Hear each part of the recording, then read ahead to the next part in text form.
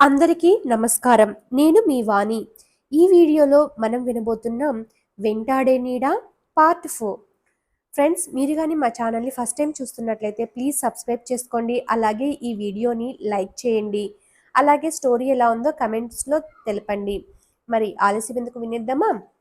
మరో విషయం, ఒకసారి తల పైకెత్తి చూడు. ఇంకా ఎండ కాస్తోంది. కానీ నువ్వు చెప్పినదంతా రాత్రిపూట జరిగింది. ఇప్పుడు చెప్పు, నీకు వచ్చింది కల కాదంటావా? అన్నాడు విశాల్. ఆలోచిస్తున్నాడు సుమంత్. చెప్పడం కొనసాగించాడు విశాల్. ఇక నీ బాడీ పెయిన్స్ గురించి. మనం 3 రోజుల నుంచి ఈ తోటలోనే కబడ్డీ ఆడుతున్నాం. అందరికీ బాడీ పెయిన్స్ ఉన్నాయి. ఎప్పుడో చిన్నప్పుడు ఆడిన ఆట తిరిగి ఇంతకాలానికి మళ్ళీ మొదలుపెట్టాం. అంతే కాకుండా నీకు వచ్చిన కల వల్ల బాగా డిస్టర్బ్ అయ్యి ఒళ్ళంతా రక్కుకున్నావు. అంతేకాని నీ ఒంటి మీద బలమైన గాయాలేమీ లేవు. ఇక ఈ తోట మన ఫ్రెండ్ హేమంత్ వాళ్ళది. మనం ఎప్పుడో ఒకసారి ఇక్కడికి వస్తాం. కానీ హేమంత్ దాదాపు ప్రతి వారం కొంతమందిని వెంటేసుకుని వస్తూ ఉంటాడు. ఇదేమీ జనసంచారం లేని చోటు కాదు. ఈ తోటకు వాచ్మెన్ కూడా ఉన్నాడు. తను ఫ్యామిలీతో ఇక్కడే ఉంటాడు. వింత ఆకారాల్లో దెయ్యాల్లో ఈ తోటలో ఉంటే అతను ఇక్కడ ఎలా కాపురం ఉంటాడు? కాబట్టి ఇక ఆ కల గురించి మర్చిపో. ఇంకా ఏమైనా డౌట్స్ ఉంటే రేపు మాట్లాడుకుందాం అంటాడు. ఇప్పుడు మీ ఇంటికి వెళ్ళొద్దు. నాతో పాటు మా రూమ్కి వచ్చేయి. నీ బైక్ వాచ్మెన్కి అప్పగిద్దాం. రేపు ఇద్దరం ఇక్కడికి మళ్ళీ వద్దాం. అప్పుడు నువ్వు నీ బైక్ని తీసుకుని వెళ్ళవచ్చు. ఏమంటావ్? అంటాడు విశాల్. విశాల్ చెప్పింది సబబుగానే అనిపించింది సుమంత్కి. ఇద్దరు బైక్లు స్టార్ట్ చేశారు. గేటు దగ్గరే ఒక గుడిసె వేసుకొని అందులో ఉంటాడు వాచ్మెన్. సుమంత్ బైక్ను అతనికి అప్పగించాడు విశాల్. తరువాత అతన్ని పలకరిస్తూ, నీ పేరేంటి అని ప్రశ్నించాడు. నా పేరు నాగభూషణం బాబుగారు అని వినయంగా బదులిచ్చాడు అతను. చూడు షణ్ముగం, ఇక్కడ ఎన్నేళ్ల నుంచి పనిచేస్తున్నావు? హేమంత్ సార్ వాళ్ళ తాతగారు 10 ఏళ్లకు ముందు ఈ తోట కొన్నప్పటి నుండి నేనిక్కడ పనిచేస్తున్నాను. తోట కొన్న 2 నెలలకే ఆయన కాలం చేశారు. ఈ తోట కలిసి రాలేదని హేమంత్ వాళ్ళ నాన్నగారు ఇటువైపు వచ్చేవారే కాదు. తోటను లీజుకి ఇచ్చేశారు. అప్పుడప్పుడు హేమంత్ బాబు కొంతమందితో వస్తూ ఉంటాడు అని చెప్పాడు షణ్ముగం. ఈ తోటలో ఎప్పుడైనా దయ్యాల్ని చూసావా? హఠాత్తుగా అతన్ని ప్రశ్నించాడు సుమంత్. లేదు బాబుగారు, అలాంటిదేమైనా ఉంటే నేను మా ఆడోళ్లతో ఈడ కాపురం ఉంటానా అన్నాడు షణ్ముగం.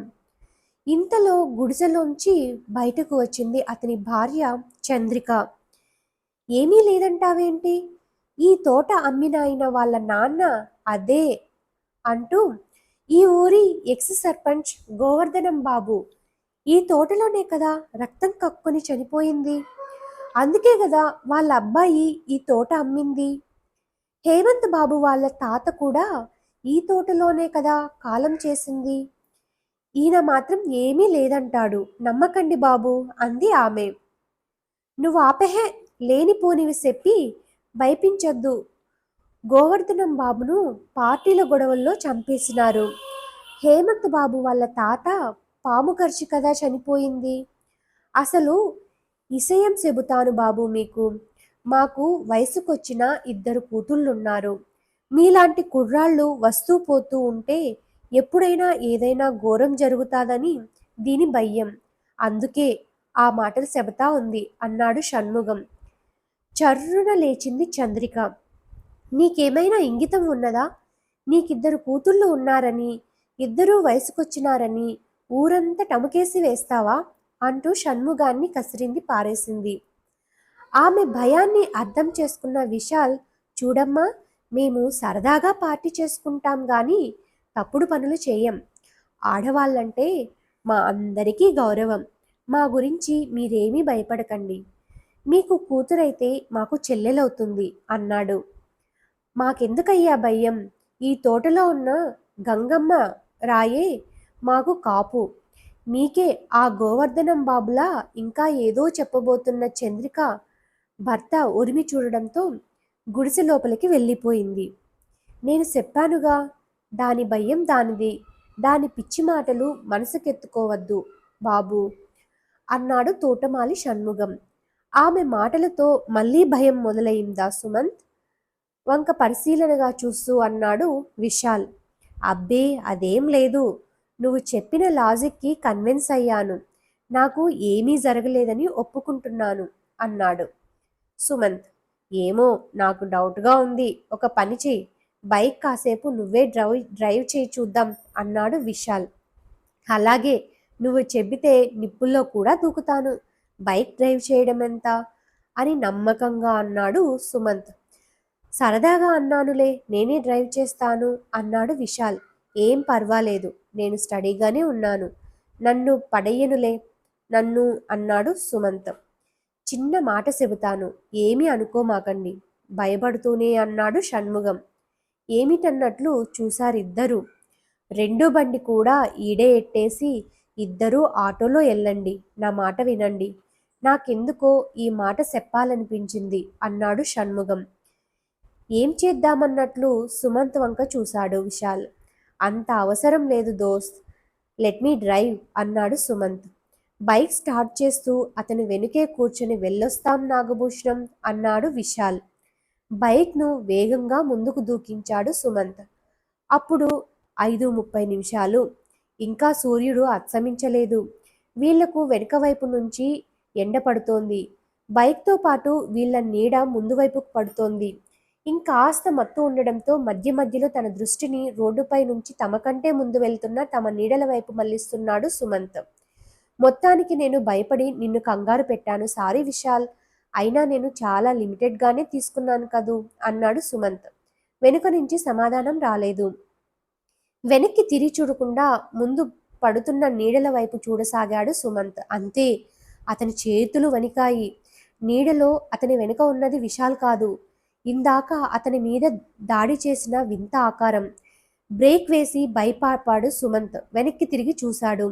వెనుక ఎవరూ లేరు. ముందు ఉన్న నీడ వైపు చూశాడు. అతడు ఒక్కడే ఉన్నాడు. మరి విశాల్ ఏమయ్యాడు? ఏమీ అర్థం కాలేదు అతనికి. ఇలాగే ఉంటే పిచ్చెక్కుతుంది, తొందరగా టౌన్ చేరుకోవాలి. వెంటనే బైక్ను తిరిగి స్టార్ట్ చేసి వేగం పెంచాడు. విశాల్ ఏమయ్యాడో తెలుసుకోవాలనుకొని బైక్ డ్రైవ్ చేస్తూనే తన సెల్ బయటకు తీశాడు. విశాల్కు రింగు చేశాడు.